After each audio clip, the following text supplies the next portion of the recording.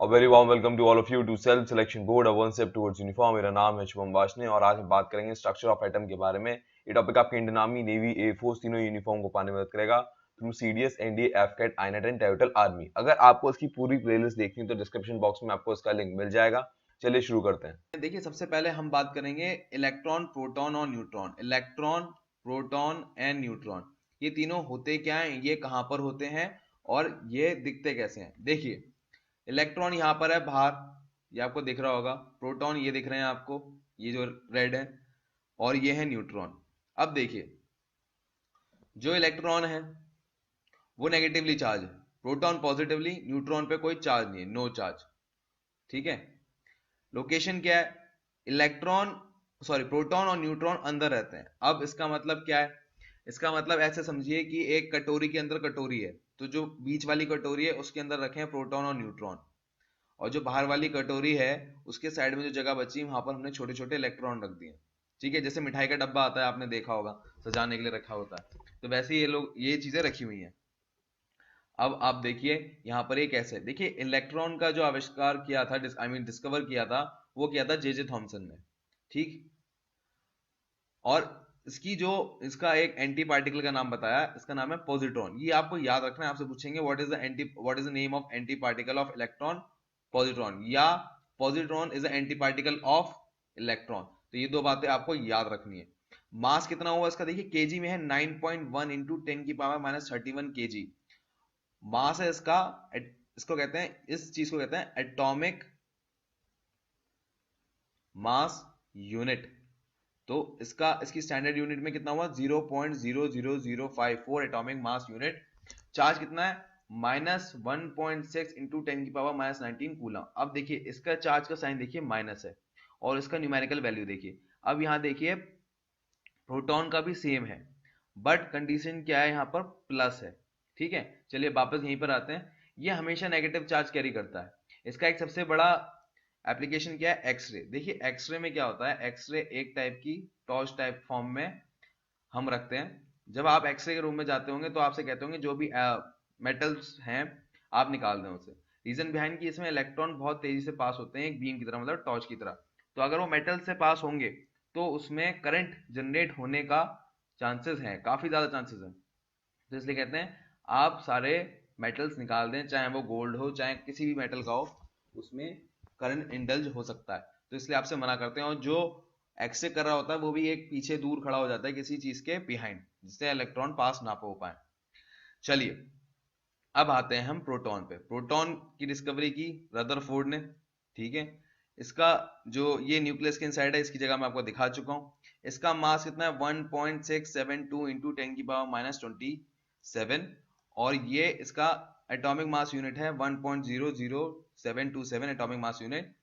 और ये 1836 टाइम्स ज्यादा है। मतलब मैं क्या कहना चाह रहा हूं, 1836 इलेक्ट्रॉन है टाइम्स प्रोटॉन। मतलब जब इतना बड़ा नंबर आप मल्टीप्लाई कर दोगे इलेक्ट्रॉन से, तब जाके प्रोटॉन के बराबर होगा वो। तो इसका एक मतलब और है कि अगर मान लो मुझे किसी का मास निकालना हो प्रोटॉन का, अगर मैं उसे नेग्लिजिबल कर भी दूं, आप क्या कहना चाह रहा हूं, अगर मैं सिर्फ राउंड फिगर लेके 1 पकड़ूं इसे, और इसको मैं इतना ही पकड़ूं, मतलब 0.005, तो मान लो प्रोटॉन का मास है 1, एटम प्रोटॉन का मास है 1, न्यूट्रॉन का मास है 1, और इलेक्ट्रॉन का मास है 0.0005। ठीक है, तो ये 2.0005 कुछ खास फर्क नहीं करेगा। तो इसलिए हम इलेक्ट्रॉन को नेग्लेक्ट कर देते हैं और सिर्फ न्यूट्रॉन और प्रोटॉन को ही कंसिडर करते हैं। मतलब जो बीच वाली कटोरी है ना, ये दो कटोरी हुई, एक कटोरी ये एक कटोरी ये, तो बाहर वाली कटोरी इलेक्ट्रॉन्स का मास कम होता है, इसलिए हम छोड़ देते हैं। तो बीच वाली कटोरी में जो जो होता है उसका मास काउंट कर लेते हैं, प्रोटॉन और न्यूट्रॉन का मास हम काउंट कर लेंगे। चलिए आगे चलता है। देखिए, न्यूट्रॉन की डिस्कवरी किसने की, न्यूट्रॉन की डिस्कवरी करी चैडविक ने। ठीक है, उसने ये बता दिया न्यूक्लियस के अंदर, वो मैंने आपको बता दिया। इसमें कोई चार्ज नहीं होता, मैंने भी आपको बता दिया। मास क्या है, 1.672 इंटू 10⁻⁻17 केजी। ठीक। अब इसका एंटी पार्टिकल का नाम क्या है, एंटी न्यूट्रिनो। क्या पूछ सकते हैं, एंटी न्यूट्रिनो किसका एंटी पार्टिकल है, न्यूट्रॉन का। न्यूट्रॉन का एंटी पार्टिकल का नाम क्या है, एंट्री न्यूट्रिनो। ठीक है। अब एक बात आप याद रखें, हाइड्रोजन का एटम एकमात्र एटम होता है जिसमें कोई भी न्यूट्रॉन नहीं होता। ठीक है, अब हमें कुछ बात याद करनी है जो हमारे लिए बहुत इंपॉर्टेंट है। मैं आपको एक ट्रिक बता रहा हूं, अगर आपको काम की लगे तो आप उसे जरूर इस्तेमाल करें। देखिए ट्रिक कैसी है, हमें अब कुछ चीजें याद करनी है इसमें। इसके लिए शॉर्टकट है। शॉर्टकट क्या है, देखिए यहाँ रेजर आ गई है गलती से मेरे से। सो ट्रिक ये है कि पेन, पेन की स्पेलिंग भूल गया, पेन। ठीक है, और इसका नाम है आर जे, और यहां से आ गया चैडविक सी, RJC। ओके, देखिए PEN, proton, electron, neutron. Proton हमारा, इसको चेंज कर देते हैं JE, अच्छा सही तो लिखा था मैंने, I am really sorry, RJC। देखिए प्रोटॉन की डिस्कवरी की हमारे रदरफोर्ड ने, और इलेक्ट्रॉन की डिस्कवरी की JJ थॉमसन ने, और न्यूट्रॉन की डिस्कवरी की चैडविक ने। पेन है हमारे पास एक जो RJC का है, इसे आप याद रखें, और आपको हमेशा ये तीन, मतलब ये दो चीज, तीन बातें तो याद रहेंगी रहेंगी। कूलम आपको याद है, सिर्फ माइनस साइन का अंतर है, तो आपके लिए एक ही फिगर याद करनी है और आपको प्रोटॉन का भी याद हो जाएगा। मास में अंतर है 9.1 इंटू 10 की पावर -31, यहां पर है 1.672 इंटू 10 की पावर -27।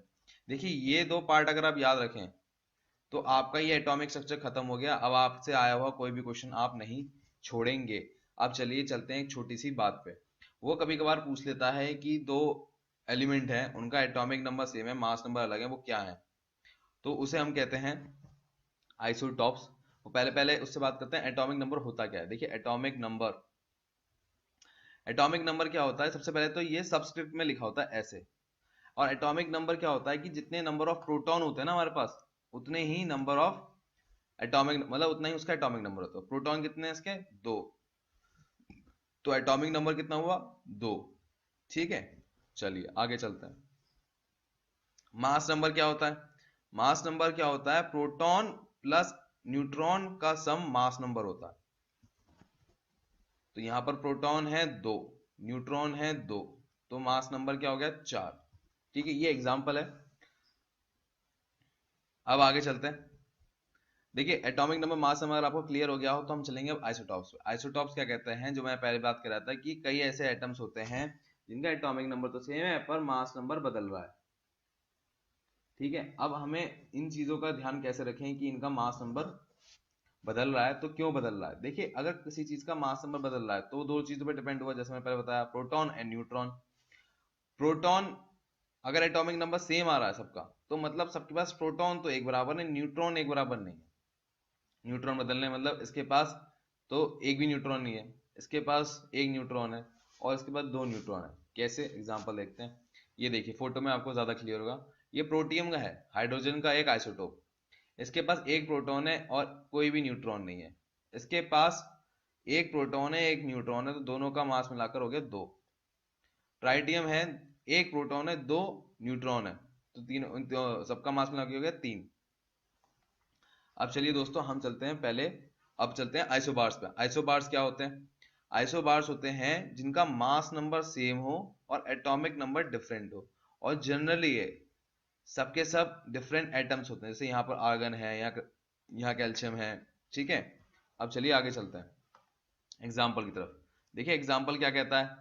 एग्जाम्पल हमसे ये कहता है, फिर वही बात कि अगर मास नंबर सेम है, लॉजिक लगाएंगे हम लोग, मास नंबर अगर सेम है तो वो प्रोटॉन और न्यूट्रॉन पे डिपेंडेंट है, पर सबके एटॉमिक नंबर तो डिफरेंट है।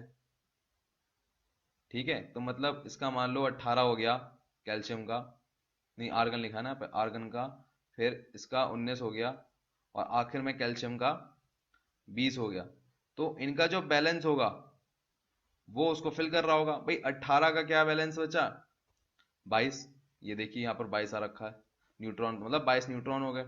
यहाँ पर 19 है तो यहाँ पर बैलेंस बचा 21 न्यूट्रॉन, तो यहाँ पर 21 न्यूट्रॉन है। यहाँ पर 20 एटॉमिक नंबर है और मास नंबर 40 है, तो कितना हुआ? 20। तो तब जाके ये पूरा 40 40 और 40 बनेगा। अब आपको मेरी बात समझ में आ गई होगी। तो दोस्तों ये था चैप्टर का एंड एटॉमिक स्ट्रक्चर का। अगर आपको हमारा लेक्चर पसंद आया हो तो लाइक करें, सब्सक्राइब करें।